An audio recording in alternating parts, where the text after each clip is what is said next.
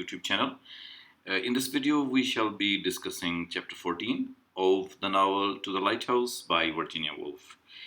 This chapter can be taken also as one of the significant symbols of post-modernism, simply as Virginia Woolf was a modern writer, and so this will also show us number of things in it. But however, there is one thing which is quite dominant here, that two female characters will be introduced in detail, besides letting us know the difference between dream and reality, and the writer would like to converge these two things together in order to show how fiction and stories can be created in the modern literature by joining together dream and reality. So let us have a start with this chapter 14 of the first section of Virginia Woolf's novel To the Lighthouse. The first passage is quite lengthy and long, and so I shall be making a little bit reading of that, and then in parts especially, then we shall be trying to analyze it. So it begins. Certainly, Nancy had gone with them since Minta Doyle had asked it, with her dumb look, holding out her hand as Nancy made off after lunch to her attic to escape the horror of family life. She supposed she must go then. She did not want to go. She didn't want to be drawn into it all. For as they walked along the road to the cliff, Minta kept on taking her hand. Then she would let it go. Then she would take it again. What was it she wanted? Nancy asked herself. There was something, of course, that people wanted, for when Minta took her hand and held it, Nancy reluctantly saw the whole world spread out beneath her as if it were Constantinople seen through a mist, and then, however heavy eyed one might be, one must needs ask, is that Santa Sofia? Is that the golden horn? So Nancy asked when Minta took her hand, what is it that she wants? Is it that? And what was that? Here and there emerged from the mist as Nancy looked down upon life spread beneath her, a pinnacle, a dome, a prominent things without names. But when Minta dropped her hand, as he did when they ran down the hillside, all that the dome, the down into it, and the disappeared. Minta, Andrew observed, was rather a good walker. She wore more sensible clothes than most women. She wore very short skirts and black knickerbockers. She would jump straight into a stream and flounder across. He liked her rashness, but he saw that it would not do. She would kill herself in some idiotic way. One of these days. She seemed to be afraid of nothing except bulls. At the at the more sight of a bull in a field, she would throw up her arms and fly screaming, which was the very thing to enrage a bull, of course. But she did not mind owning up to it in. At least in the least, one must admit that she knew she was an awful coward. But bulls, she said, she thought she might have been tossed in her uh, perambulator when she was a baby. She didn't seem to mind what she said or did. Suddenly, now she pitched down on the edge of the cliff and began to sing some song about damn your eyes. Well, paragraph first of all introduces Nancy and gives us many details to understand the character of Nancy. For example, first of all, after having her food, after finishing her work, Nancy would not like to talk to anybody, and she would like to go to her attic because she was not interested in listening to the noise and listening to the talk of the people. But then she could not resist when Minta came forward and took her hand and took to the walking, and as she didn't want, but still she had to follow because Minta was holding her hand. Holding of the hand means that it was not possible for Nancy to go away because Minta was holding her hand. And constantly, Nancy was thinking and thinking what was the reason that Minta was holding her hand. She thought that perhaps she wanted to say something, but nothing was said. However, Nancy continued to imagine that she was perhaps looking from a high place in the city of Constantinople and is, of course, able to look at certain towers, certain buildings. Some of these buildings have been talked about. That is Santa Sofia and Golden Horn, and many other things are talked about. She was feeling like that she was on a pinnacle, and she was. So, in this way, the walk of these two girls when Nancy is having her hand in the hand of Minta. She's holding it strong, and at that time, this is the reality of walking, rising towards the hills. But then it is the imagination of Nancy also that she's imagining. She's present in a very big kind of thing where she can have a lot of, understanding of the places while standing high. So, in this way, Nancy's character is being explained in the manner and fashion of psychological kind of analysis that we are able to understand what kind of thinking Nancy had, how much imagination of Nancy was working. And on the other hand, we have Minta also. That character is also explained in detail that she was a very good walker. She had the hand of this Nancy and she could force anybody to go because she was not afraid of anyone. And in the same way, her dress that she wore in such a way that she can have a walk also, she can jump into the water also, and she can climb a tree also.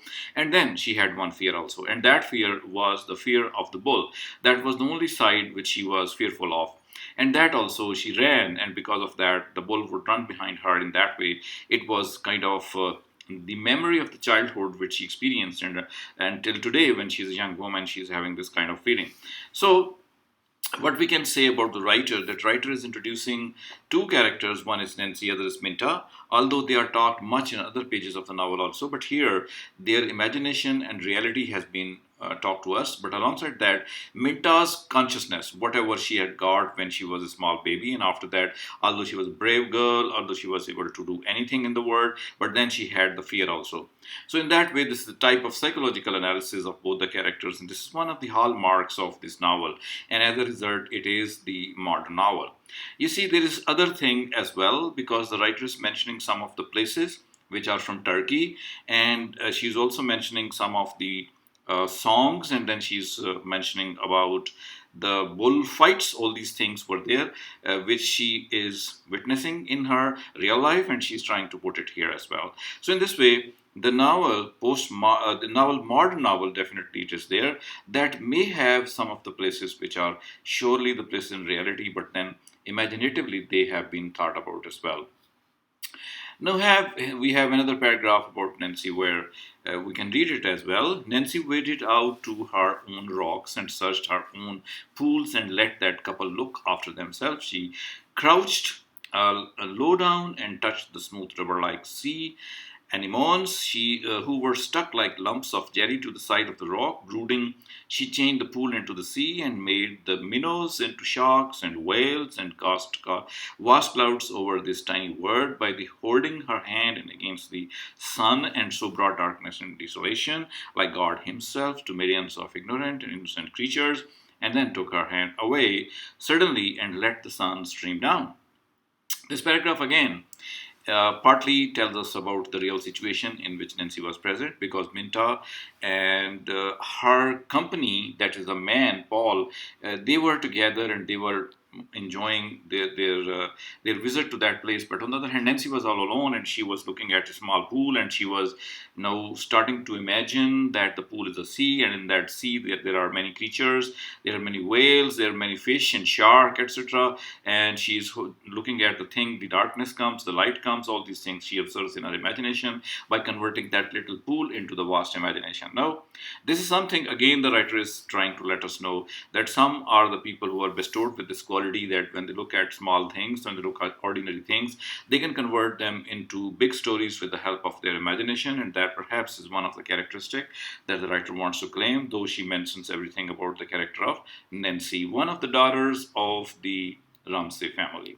Let's have a reading of this small paragraph now. It was not until they had climbed up right up onto the top of the cliff again that Minta cried out that she had lost her grandmother's brooch. Her grandmother brooch, the sole ornament she possessed, a weeping willow. It was, they must remember it, set in pearls. No, I hear, remember the song of Pakistani people that was long Gawacha, but then that long was possibly given by the lover. But here the brooch is lost. Brooch of Minta is lost. She lost it. It was given by the grandmother, and it was the a kind of token of grandmother's love, and she was carrying it all the time with her. Now it is lost and she's weeping, perhaps one of the losses she's suffering from. So human beings have this characteristic that they would possess certain things and would believe that these things would exist with them all the time, but these can be lost as well, without any possible chances or accidents. The thing can be lost as well. So in this way, she is at this moment very sad that the brooch is lost. The writer says, there was not a ghost of a chance that finding it now, we shall be cut off. Minta shrieked, suddenly terrified, as if there were any danger of that. It was the same as the bowls all over again. She had no control over her emotions, and Ryu thought women hadn't. No, we are not concerned about the last word, women hadn't. We are more concerned about Minta, that when she saw that her brooch is lost, she became angry also, she became dangerous also, she became weeping also, she was crying and weeping, and she was feeling as if she is surrounded by the bulls. So once again, the memory lane is there where the bull attacks possibly are there, and she was shrieking in the same way as she would shriek when she was surrounded by the bulls who were ready to attack her, and she was feeling the same way, but then the loss of that brooch was causing all these things. So this is the way how Minta's character can be understood, what kind of deficiencies or weaknesses she had, and what kind of powers she possessed. And this continues when the writer gives us this small sentence by saying, she was crying for something else. We might all sit down and cry, she felt, but she did not know what for. So, in that way, this cry, this loss has come in the life and manner of Minta. Now, let's see what else the writer says. And secretly, he resolved that he would not tell her, but he would slip out of the house at dawn when they were all asleep, and if he could not find it, would go to Edinburgh and buy her another, just like it but more beautiful. He would prove that he could do. And as they came out on the hill and saw the lights of the town beneath them, the lights coming out suddenly one by one seemed like things that were going to happen to him. His marriage, his children, his house, and again he thought as they came out on the high road, which was shaded with high bushes, how they would retreat into the solitude together and walk on and on. He would always lead her, and she pressing close to his side, as she did now. As they turned by the crossroads, he thought what an appalling experience he had been through, and he must tell some one, Mr. Ramsay, of course, for it looked to beneath away, to think that he had been and done. No, this is the character of the man who wanted to marry Minta, that is Paul. He was also having the similar kind of experience that he was in reality also, and then he was in his imagination as well. For example, when he was with that girl whose brooch was lost, given by the grandmother, he was thinking that he would try to find out early in the morning without telling anybody, and if he fails to find out, then he would go and get another one for his Minta.